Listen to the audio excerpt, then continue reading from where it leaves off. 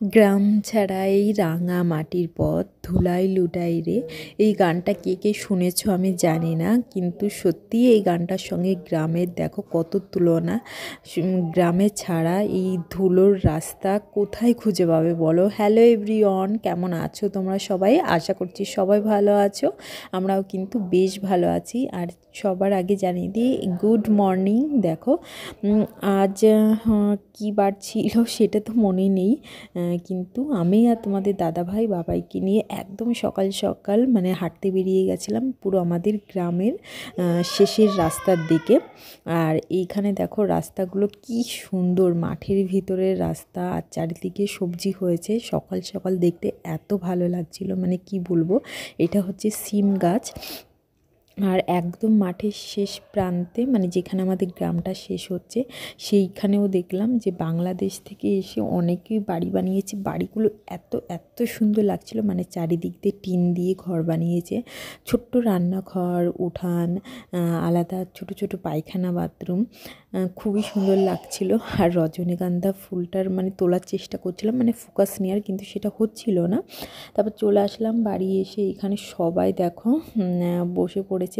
আর গ্রাম ছাড়া এরকম মিলমিশ তোমরা কিন্তু কোথাও পাবে না। গ্রামে অবশ্য অনেক বাড়ি এরকম আছে যারা সবাই আলাদা আলাদা যার যার মতন থাকে, কিন্তু আমাদের বাড়ি এই একটাই মানে এখনও নিয়ম বলতে পারো, যে কোনো একটা অনুষ্ঠান হলে সবাই একসঙ্গে খাওয়া দাওয়া, মানে ছোটোবেলা থেকেই দেখে আসছি এত মিলমিশ, এত ভালোবাসা। আর আমাদের বাড়ি কার্তিক পুজো ছিল, তোমরা তো আমার ভিডিও যারা কন্টিনিউ দেখো তারা জানো। সেই তবে থেকেই কিন্তু এই সবাই মিলেই একসঙ্গে রাধা বাড়া খাওয়া দাওয়াই চলছে, আজও চলছে। তার মধ্যে দেখো একটা আমার পার্সেল এসছে। এবার এইখানে যেহেতু অনেক দিনই ছিলাম, তো দুটো আমি পার্সেল অর্ডার করেছিলাম, একটা হুডি আর একটা এই হাইনেক সোয়েটারগুলো। তো সেটাই আমার চলে এসছে। আর হুডিটা এখনও আসেনি। এখানে যেহেতু অনেক দিনই ছিলাম, সেই কারণে এইখানের ঠিকানাটাই অর্ডার করেছিলাম, তো ওইটা এখনও আসেনি। আর হাইনেকটা একদমই রিজনেবল প্রাইস নিয়েছে, মাত্র 220 নিয়েছিল হাইনেকটা। আর দেখলাম যে খুবই খুবই ভালো এসছে। আর এটা আমি মিশো থেকে নিয়েছি, তাই ভাবলাম যে একটু পরে দেখি। আর আজকে আমি শাড়ি পরেছিলাম, তা ওটার উপরে একটু মানে অসুবিধা হচ্ছিল। তারপর দিদি এসে, আমার দিদি বললো যে এই নেকটা এই দিকে একটু ঠিক করে নে, তাহলে দেখবি ফিট হবে। তো সেম এরকমই একটা আমার জম্মুতে রয়েছে, মানে ওটা একটু মানে দামি, ওটা 550 টাকা নিয়েছিল। আর ওটা ডিজাইনও আছে আর একটু মোটা আছে। সবাই মিলে বসে একটু আড্ডা করছিলাম। আর ওই যে দাদার মেয়ের বার্থডে ছিল, তো সেই দিন তো আমাদের বাড়ি সত্যনারায়ণ পুজো ছিল, সেই কারণে সেদিন কিছু খাওয়া দাওয়া হয়নি, নিরামিষই ছিল। তো আজকে আমাদের বাড়ি খাওয়া দাওয়া হবে। তারপর দাদারা আর তোমাদের দাদাভাই সবাই মিলে গেছিলো আজকে মাছ ধরতে, তাই জেঠিমারা কিন্তু বসে গিয়েছে মাছ কাটতে, পুকুর থেকে ওই মাছগুলো ধরে নিয়েছে। আর এখানে আজকে হবে বিরিয়ানি আর হবে চিকেন চাপ।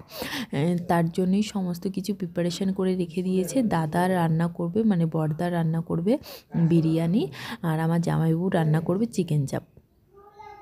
যার যার মতন করে আমাদের বলেছে মশলা পিষে দিতে, কার কোনটা লাগবে আমরা সমস্ত কিছু গুছিয়ে দিয়েছি।